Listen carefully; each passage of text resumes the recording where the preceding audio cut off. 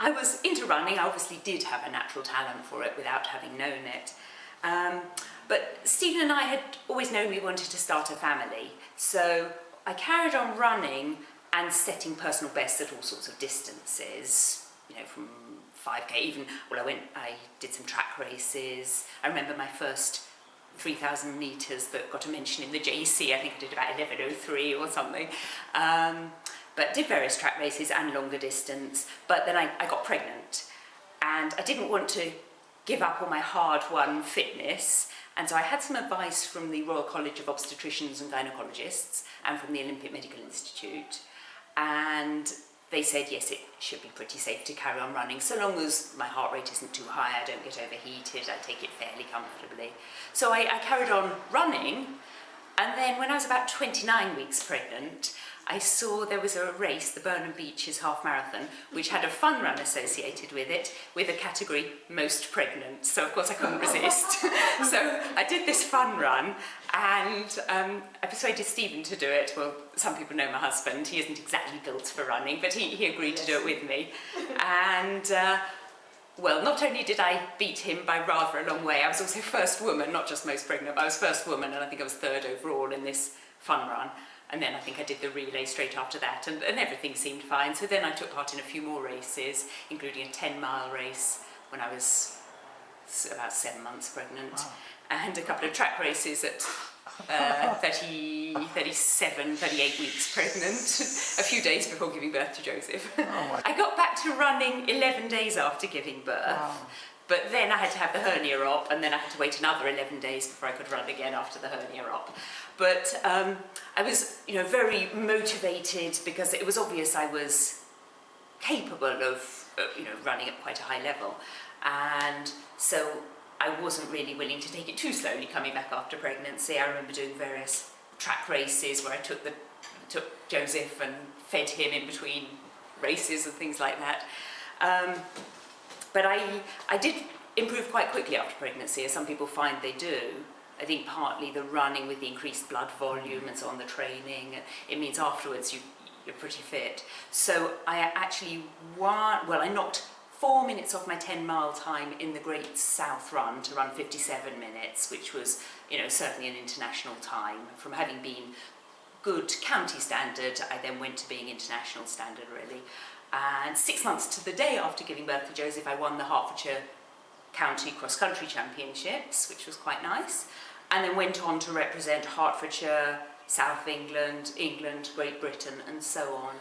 So I think maybe it's time to bring in one or two of my photos.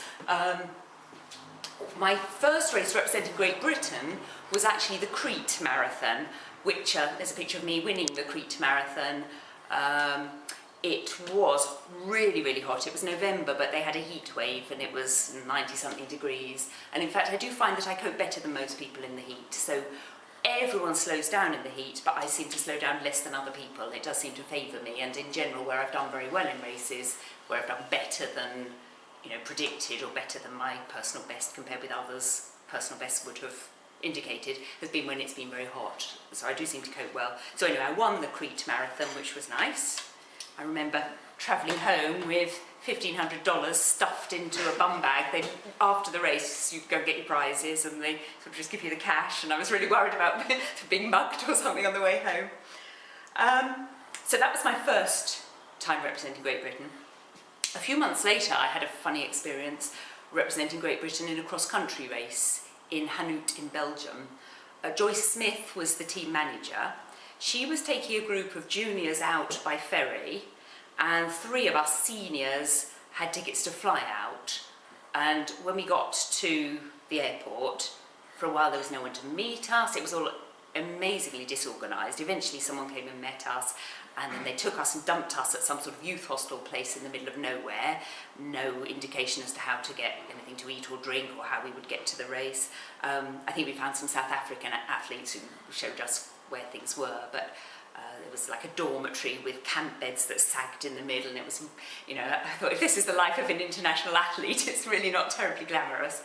The next day, we took a bus to look round the course, and we were waiting at the bus stop for the last bus back, and the bus driver drove straight past, missed the bus stop, and smashed into some cars a bit further on. I don't know if he was drunk or what, but anyway, you know, we'd missed the bus back, and we sought refuge in some bakery, and they arranged for us to get back, but it was all a bit of a fiasco. And when Joyce Smith arrived, she didn't have any of the kit. Something had gone wrong, and so anyway, and in the race itself, I was so psyched up, so desperate to, you know, go fast with, I think Olga Bondarenko was there, various Russian athletes, various, I can't remember if Zola Budd was at that one. I've certainly raced against her on a number of occasions, and I'll come on to that. We're talking early 93? 93, yeah. Hanout. Anyway, I charged off, and I could hear them saying in French,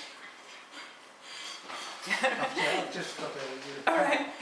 And I could hear them saying in French, you know, something about Danielle Sanderson is leading and so on. And then after about 400 metres, I sprinted like it was a 400-metre race. And oh my goodness, the lactic acid. And then it was like running in treacle, and one by one everyone came past me, and it was the most painful experience. I think in the end I finished, it was either 11th and there were 10 prizes, or I was 16th and there were 15 prizes. But anyway, I just missed out. So then I went on to represent Great Britain a few more times, including what was probably my best race, and that was the European Championships in Helsinki. There's a photo there of me in the European Championships. I think that was that one, wasn't it? Helsinki, yes, Helsinki 94.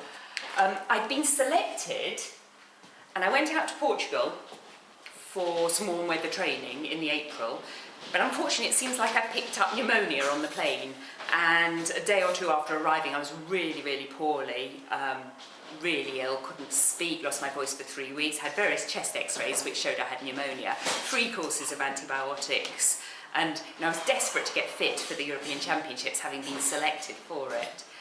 And I saw a chest physician who confirmed the pneumonia, but I said to her, is it okay if I carry on training, you know, running easy? And she said, okay. I don't think she realised. How long before the race was? This was April, so the race was in August, beginning of August. And I don't think she realised I meant 100 miles a week, but I did 3 weeks at 100 miles a week. I had my heart rate monitor, and even going at an easy pace, my heart rate was sort of up to nearly 180 because of the infection. It wasn't sensible, but it was sort of like do or die. You know, I'd been selected for this big chance, and I was going to... How could you even do that with pneumonia? Well, mind over matter. I think that's a lot of athletics. Bloody-mindedness. Yeah, bloody-mindedness Yes. over matter, yes.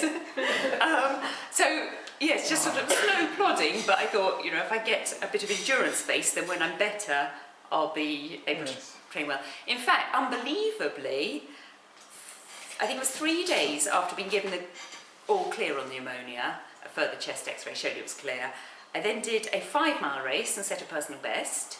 And then 4 days later, I did the St Neots half marathon and also set my personal best, 73:11. And that one just defies belief, because not only had I just recovered from the pneumonia, everything had gone wrong. We'd gone to friends for dinner the night before, and normally I have my routine, what to eat the night before, get to bed early. And we'd stayed till after midnight. We hadn't eaten the sorts of things I would normally want to eat to carbo load. We got to the race only half an hour beforehand, whereas I like to be there an hour beforehand. I spent most of that half an hour in the queue for the loo, and there was a phenomenal field, all my main rivals, you know, people who, I say my rivals at that stage, I considered them unbeatable. So I thought, well, you know, everything's gone wrong, okay, I'll accept I'm not going to do that well in the race, but let's at least see if I can sort of get a personal best for 5 miles, let's really go for it.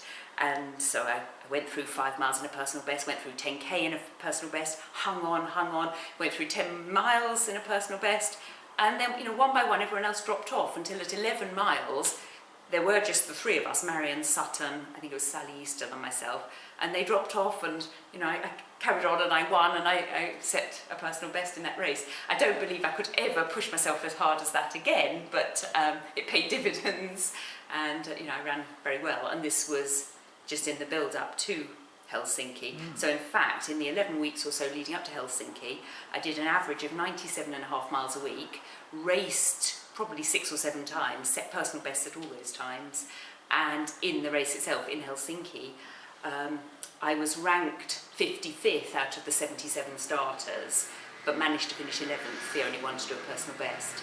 Again, it was hot, people wouldn't have expected Helsinki to be hot, but it was really hot, really hilly. I'd trained, well, wearing loads of layers, like 3 rain suits and thermal tops, going out for long runs. I think we'd gone, was it that year we went to Florida beforehand? I think, and I'd done sort of 24, 30-mile runs in really hot conditions. So I was acclimatised, and it paid off. So that was probably my best run of all, as I say. This showed me in Helsinki, where, as I say, I finished 11th out of the 77 in 2 hours 36. And the statisticians reckoned it was probably worth about a 2:31 to 2:33, given the conditions and the nature of the course.